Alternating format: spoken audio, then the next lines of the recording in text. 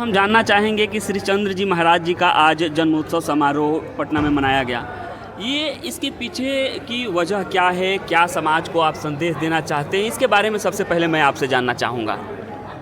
देखिए, उदासीन संप्रदाय ये संत मत परंपरा का है और नानक जी जो थे वो संत मत का प्रचार प्रसार किए हैं। और संत मतलब स्वच्छंद चिंतन के माध्यम से जो विचार स्फुटित होते हैं उसको संत मत कहा जाता है। जो कहीं अवरोध पैदा ना करते हों, किसी प्रकार की शंका आपके हृदय में पैदा ना हो, ऐसे विचार जो समाज के सामने जो लाता है वो संत होता है। या किसी कुरीतियों को दूर करने के लिए फिर उसको सुसंस्कृत करके और सिद्धांत को परिष्कृत करके समाज में रखता है वो संत होता है। तो नानक देव जी के पुत्र हुए हैं श्रीचंद जी। श्रीचंद जी चूँकि वैरागी हो गए थे, वो संत हो गए थे और वो गृहस्थ धर्म को नहीं अपनाया उन्होंने, लेकिन नानक की विचारधारा से ओतप्रोत थे। गुरुमुखी में ही उन्होंने अध्ययन भी किया था, लेकिन बाद में संस्कृत का अध्ययन भी उन्होंने किया था कश्मीर में।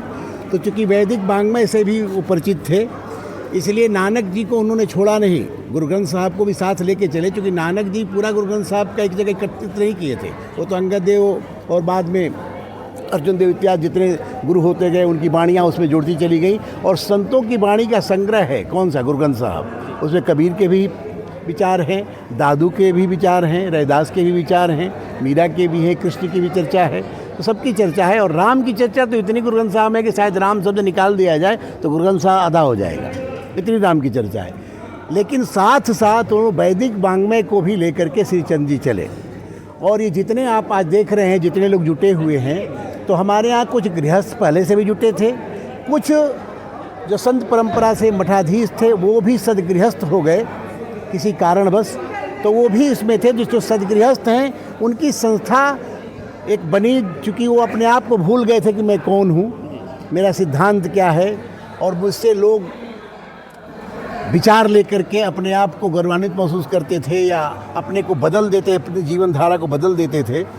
तो उन लोगों को एकत्रित करने का कार्य जो उदासीन में जो जागरूक लोग थे, विचारक थे लोग उदासीन संप्रदाय के, उन लोगों ने जागरूक होकर के एक संस्था का निर्माण कराया जिसका नाम है उदासीन गृहस्थ उत्थान समिति। और यह समिति जो है सभी गृहस्थ उदासीन संप्रदाय के लोगों को एकत्रित करके और इनका आर्थिक भी विकास हो और बौद्धिक विकास हो, इस हेतु इस संस्था का निर्माण किए। और इन्होंने सबसे पहले विचार किया कि हम लोग किसको लेकर के चले, तो हमारे जो आराध्य देव हैं श्रीचंद महाराज, उनको हम लोग लेकर के चलें और उनकी जयंती पर कम से कम एकत्रित हो करके और लोगों को प्रभावित करें, उनका गुणगान करें, उनके जीवन का गुणगान करें श्रीचंद महाराज का, ताकि सभी लोग जानें कि हम कौन थे और हम कहाँ जा रहे हैं। कहीं हमारी अवोन्नति हो रही है कि प्रोन्नति कर रहे हैं अपने ज्ञान से। तो इसीलिए इस संस्था के माध्यम से श्रीचंद जयंती समारोह मनाया जा रहा है। और इसमें सभी गृहस्थ समाज भी आया है और साथ ही गृहस्थ समाज जो जिनका पूज्य रहा है संत समाज, उनको भी बुला करके मुख्य अतिथि के रूप में और लोगों को भी जताता है कि हमने स्व को जाना है, आप भी स्वरों को जानिए, सब अपने आप को जानिए और सबके कल्याण के लिए आप जीवन जिए। क्योंकि ज्ञान का प्रमुख लक्ष्य होता है स्व को जानना। ज्ञान किसके लिए? स्व को जानने के लिए, और स्व को जान करके सर्व के लिए ज्ञान बांटे। तो इस हेतु इस कार्यक्रम का आयोजन हुआ है, गृहस्थ समाज ने इसका आयोजन किया है, उसमें हमें भी मुख्य अतिथि के रूप में बुलाया गया है। मैं भी अपने विचार रखा हूँ। और इसमें जो गरीब लोग हैं उदासीन गृहस्थ समाज में, उनका भी उद्धार कैसे हो, जो शिक्षा नहीं ले पा रहे हैं किसी कारण से, उनका भी उद्धार कैसे हो, इस हेतु भी समिति काम करती है ताकि सबका कल्याण हो और अपनी ही भांति सबको एक स्टेज पर, एक धरातल पर लाया जाए ताकि कोई अपने आप को कमज़ोर महसूस न करे और सबका विकास हो। इस हेतु इस कार्यक्रम का आयोजन किया जाता है। जी। महाराज जी, मैं आपसे आगे जानना चाहूँगा कि जिस प्रकार से आपने बात की कि उदासीन गृहस्थ समाज जो आप लोगों की जो संस्था है काम करती है, हम खासकर देखते हैं जैसे हम बलिया जनपद से आते हैं तो इसका प्रचार प्रसार हम कहें तो बहुत ज़्यादा नहीं है। उसके लिए आपकी संस्था क्या कर रही है कि ज़्यादा से ज़्यादा लोगों तक पहुँचा जाए और इससे जोड़ा जाए लोगों को?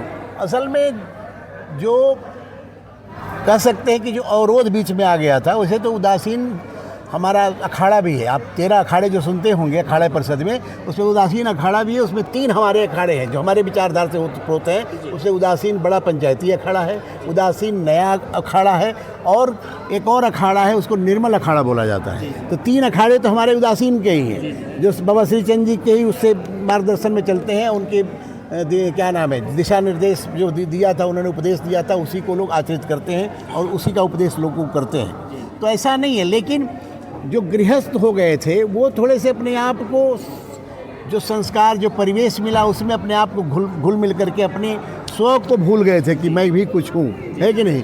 कह सकते हैं कि वो जो सिंह भाव को जो है ना भूल गए, इसलिए उनको जगाने का कार्य संस्था कर रही है, ताकि जागो तभी सवेरा। क्योंकि अब लिखा होगा चेतो हूँ नगरी तारो हूँ गाँव, वो क्या है, चेतो आप भी चेतिए और गांव को भी तारिए, अर्थात सबको ज्ञान दे करके सबका तरण कीजिए। आप चेत के उसी पर सबको चेताइए कि स्वयं को पहचानो, आप इधर उधर मत उलझो, दूसरे के चक्कर मत पड़ो, स्वयं को जान लो, है कि नहीं। यही सबका कल्याण है। तो गुरुजन जो है अपने जैसे गुरु बनाने का प्रयास कर रहे हैं। तो इस उदासीन संप्रदाय के जो गृहस्थ समाज है उनको जगाया जा रहा है बार बार यह आयोजन करके, और हमेशा जगाया जाएगा। तो जो आपका कथन है कि ज़्यादा प्रचार प्रसार नहीं है, तो ये शुरुआत है कि नहीं। जो 10 वर्ष से है इतना शुरुआत का 2 कई जगह मन रहा है, झारखंड में भी मन रहा है। अभी फिर अब जो है एकत्रित होकर के इसको मनाएंगे हम लोग।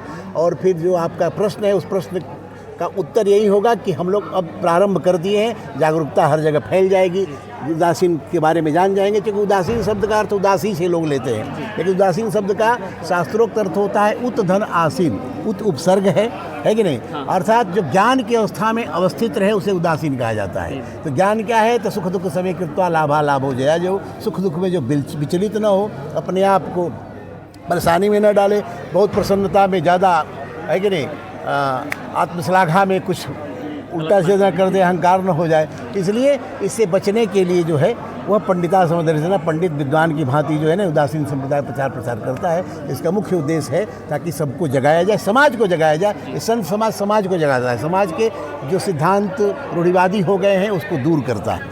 जी। अब हम अगला सवाल जानना चाहेंगे। बलिया जनपद से चलकर आए हैं नित्यानंद महाराज जी। महाराज जी, मैं आपसे जानना चाहूँगा कि आप बलिया जनपद से चलकर आए हैं, हम लोग भी बलिया जनपद से हैं।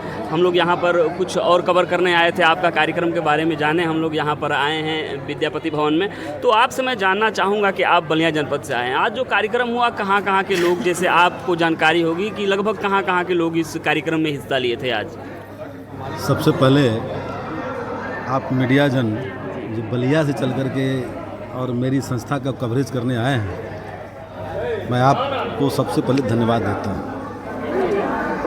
महाराज जी के बोलने के बाद कुछ बचता नहीं है कि बोला जाए, फिर भी दृष्टता है। संपूर्ण भारत और भारत से बाहर जाने वाले लोग भी इस विचारधारा के बिना सनातन है ही नहीं। अगर सचमुच देखा जाए तो जो आपने कहा कि इसकी प्रचार प्रसार नहीं है, क्योंकि हम सनातन में समाहित हैं। पंचदेव उपासना हमारी पद्धति है और वेद को हम मानते हैं, इसलिए हम सनातन की एक शाखा हैं। अलग से हम कुछ काम करते नहीं हैं। महाराज जी का इस शिष्य भारत में तमाम प्रदेशों में हुआ। अभी एक संत सम्मेलन हुआ बेंगलोर में, तो उत्तर भारत के प्रतिनिधित्व महाराज जी ने किया। निमंत्रण तो हमको भी दिए थे, दुर्भाग्यवश नहीं जा पाए। इस कार्यक्रम, ये जो कार्यक्रम है, उन महंतों के परिवार जो पूरे भारत में अपना संत परंपरा छोड़ करके गृहस्थ परंपरा में शामिल हो गए, और वो कहीं ना कहीं से जो महाराज जी ने कहा ना, सिंह भाव को भूल गए। जो गुरु थे, जो समाज के मार्गदर्शक थे, वो समाज में विलीन हो गए। तो पुनः आप जैसे ज्ञानियों के मार्गदर्शन में, नानक सनदास जी हमारे बड़े आदर्श हैं, बड़े बुजुर्ग हैं, जिनकी लेखनी हमको बताती है कि हम क्या हैं। इन लोगों के और सुखमणि दास और तमाम आज से 15 साल पहले विष्णु चौबे और तमाम बुद्धिजीवी लोगों ने एक चिंतन करके एक इकट्ठा करने का प्रयास किया, और 15 वर्षों का प्रतिफल है। अभी इस कार्यक्रम में 3 प्रदेश तो एकदम पक्का है, झारखंड, बिहार और उत्तर प्रदेश। हमारे महाराष्ट्र से भी कुछ लोग आते रहते थे, गुजरात से भी आए हैं, यहाँ रहने वाले लोग दिल्ली से भी आए हैं। अन्य मैंने भारत के तमाम प्रदेशों से वो लोग आए हैं जो काम करते हैं, लेकिन हमारे मठ से, डायरेक्ट मठ से उनका संबंध रहा है। ऐसे तो गृहस्थ शिष्य जो है उदासीन मंत्र को लेने वाले, अभी महाराज जी कह रहे थे ब्राह्मण, क्षत्रिय, यादव और संपूर्ण, मैं कह रहा हूँ संपूर्ण भारत का वैश्य समाज, जितना वैश्य समाज है भारत का, वो संपूर्ण वैश्य समाज हमारा ही अनुसरण करता है, हमारा ही शिष्य होता है। अभी आप हमारे इनके द्वारा इस संस्था का माने उदय किया गया, एक चिंतन किया गया श्रीमान विष्णु चौबे जी के द्वारा। ये हमारे इस संगठन के संस्थापक ही नहीं है, मार्गदर्शक भी हैं, संरक्षक भी हैं, सचिव भी रहे हैं। इनका स्थान ऊपर भी है, नीचे भी है, इनके बिना कुछ नहीं होने वाला। तो इनको बारंबार प्रणाम है, ऐसे सुधीजनों को बारंबार प्रणाम है। और संत हैं तो इनकी कृपा, चूँकि हमारे संत हैं तो इनकी कृपा हम लोग को ज़्यादा रहती है, तो आपको भी बारंबार प्रणाम है।